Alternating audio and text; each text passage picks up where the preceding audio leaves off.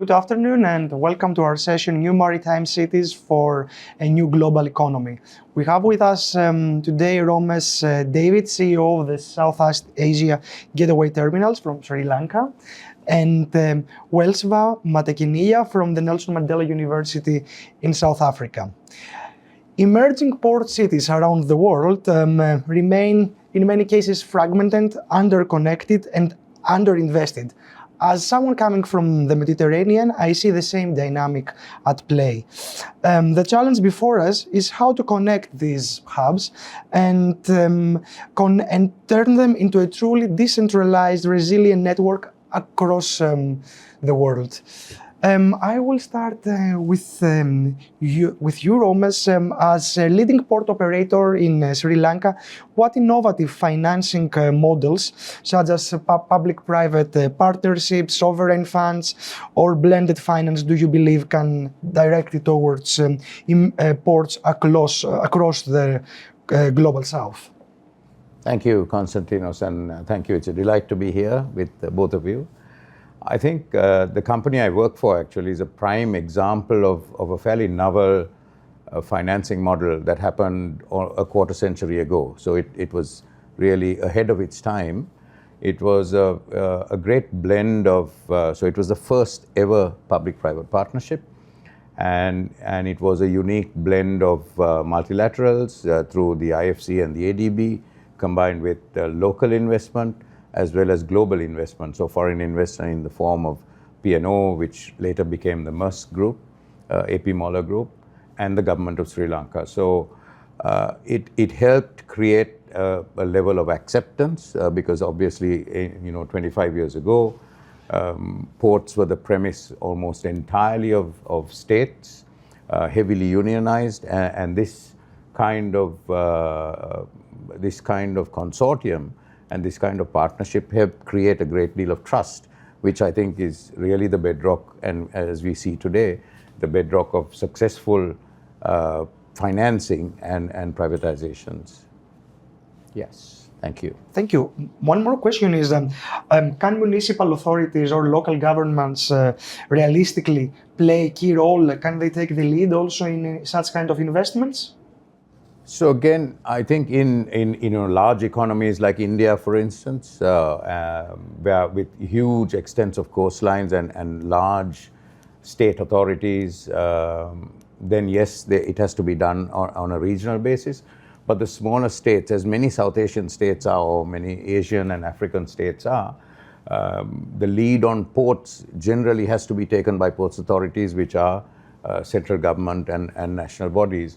And I think that is where the challenge is, because educating the public service and the public servants about the need for this kind of investment in terms of modernizing ports, and more in terms of integrating now those ports into the urban spaces, that becomes really a critical challenge. So it is a big challenge.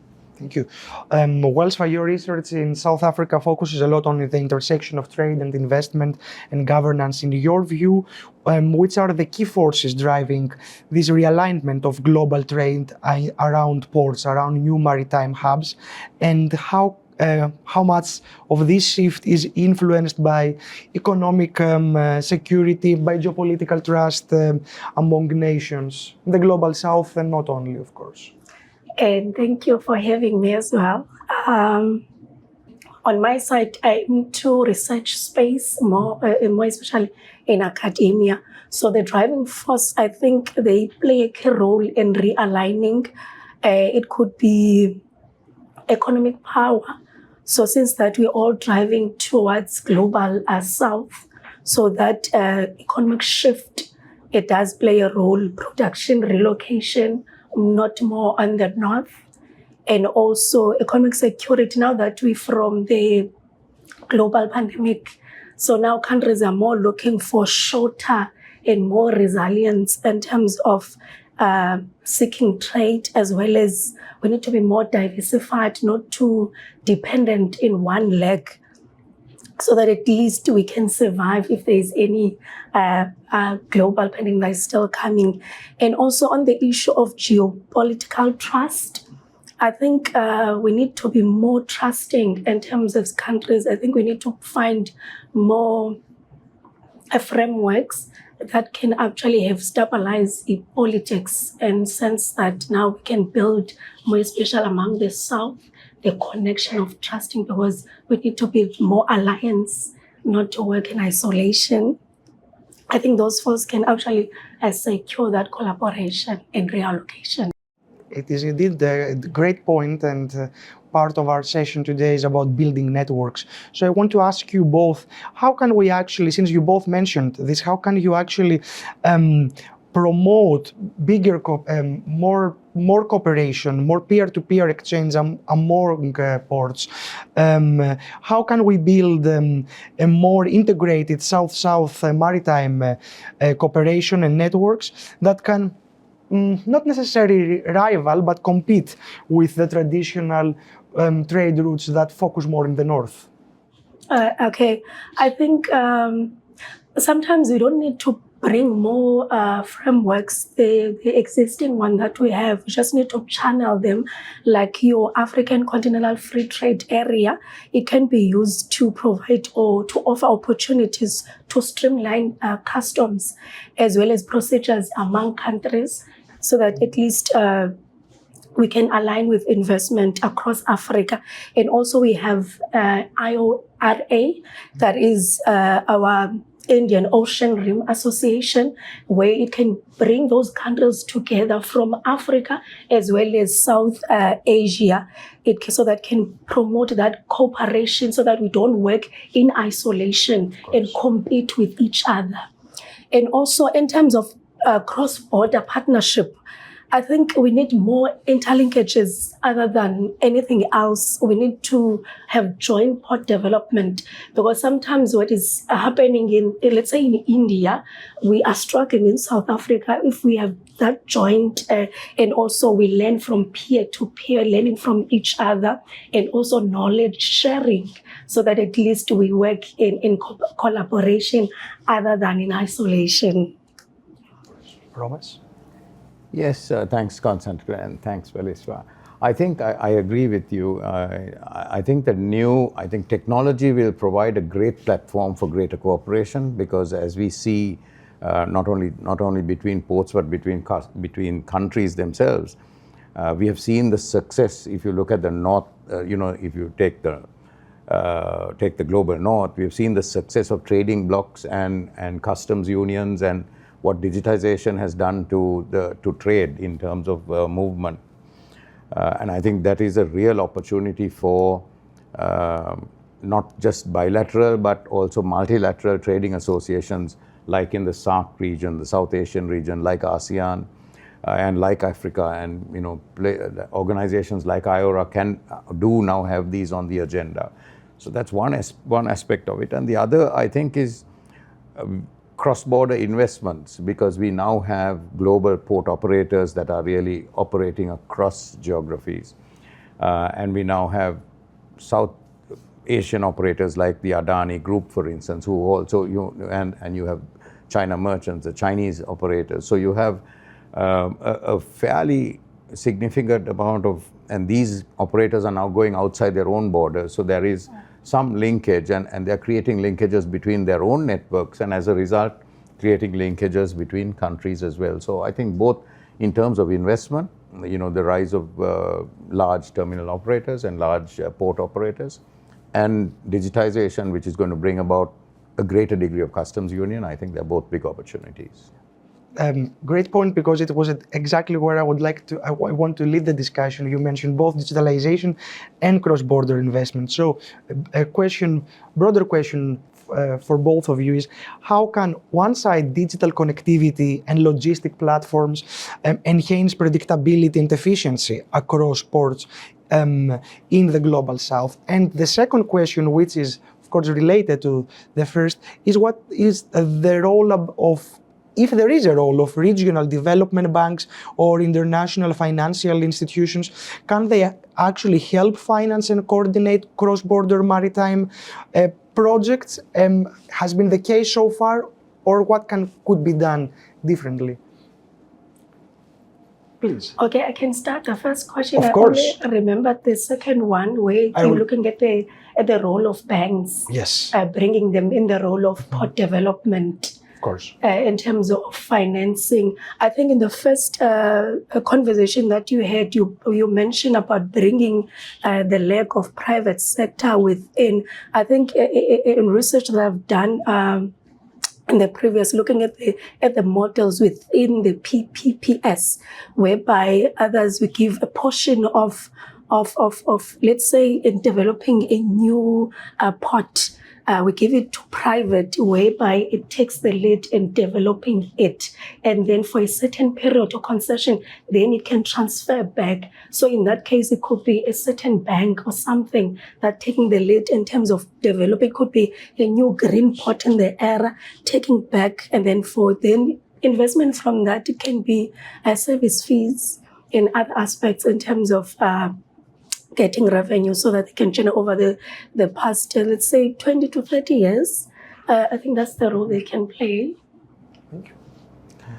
Yes, thank you. I fully agree, Valiswa. And I think, that the two challenges in financing for ports, I think the superstructure investment, financing breakwaters, financing the highly costly long-term 50 to 100-year assets, that typically falls on governments, whether they are state governments or national governments. And I think that's where the funding challenge comes and where people need to get a little creative and where there is a reliance on multilateral and long bilateral funding.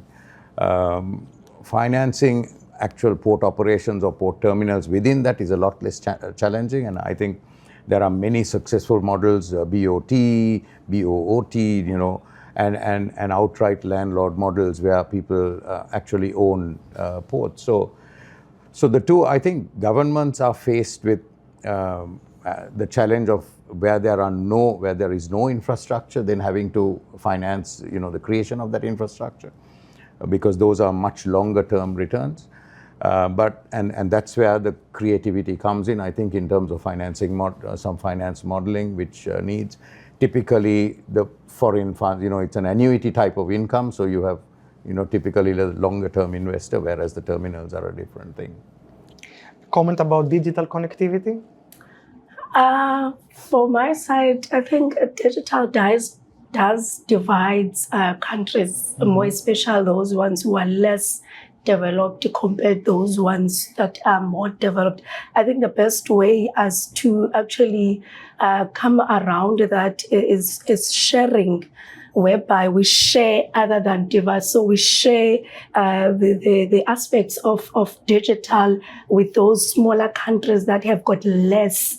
So with that, the exchange of expertise as well can play a role there, whereby we're building those systems that are better off. For example, in South Africa, we are struggling with delays of congestion of ports because we are dealing with old infrastructure, old system. Yes. So I think if you can partner with other countries that are good at that, it can solve the challenges that South Africa is facing. And then we go back to the issue of trust, of course. Yes, the issue of building trust and partnership and so forth.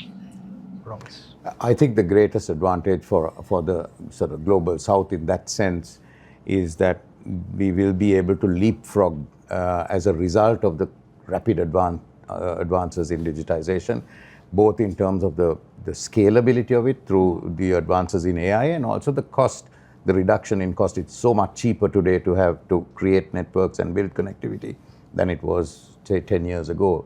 And it's getting less expensive by the day. So I think, yes, that'll lie at the heart of that connectivity that we are talking about. Please. Yes, I just want to, when you're just talking about sharing, I think also the universities that got a better technology, I think they can come in with partnering other than to be ports, and also we're bringing the whole academic system in it as a testing experiment in terms of bringing such technologies as well. That's an excellent point. I think we have time also for a last round of remarks. How would you sum up, Romes? I think, so if we take the theme of trust and finance, Again, I keep going back to Sri Lanka as an example because one is we are very strategically located in the Indian Ocean, right on the main sea route. We are right at the foot of India, and our kind of destiny is linked inextricably in terms of our neighborhood, in terms of where the cargo comes from, where it goes to, all of that. And at the same time, we have been long-term partners with China. And the tension, Sri Lanka really reflects the geopolitical tension of having two big economies and big powers within that interplay on a small state. I think as a nation, we are learning to manage that much better than we did in the past. So the whole Belt and Road Initiative caused a lot of tension. And I think now that has greatly changed as a result of significant Indian investment in Sri Lanka. And now the region, much greater linkages. And again, we go back to this whole thing about linkage creating trust. And I think the Prime Minister Modi's neighborhood first initiative of creating linkages, both physical, people and cultural, has made a big difference in terms of creating that trust.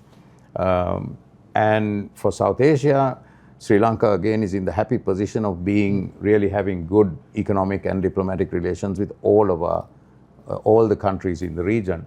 And those are things that can be taken advantages from an economic perspective. So we become a natural hub, not just in terms of cargo flows, but also in terms of other activity as well.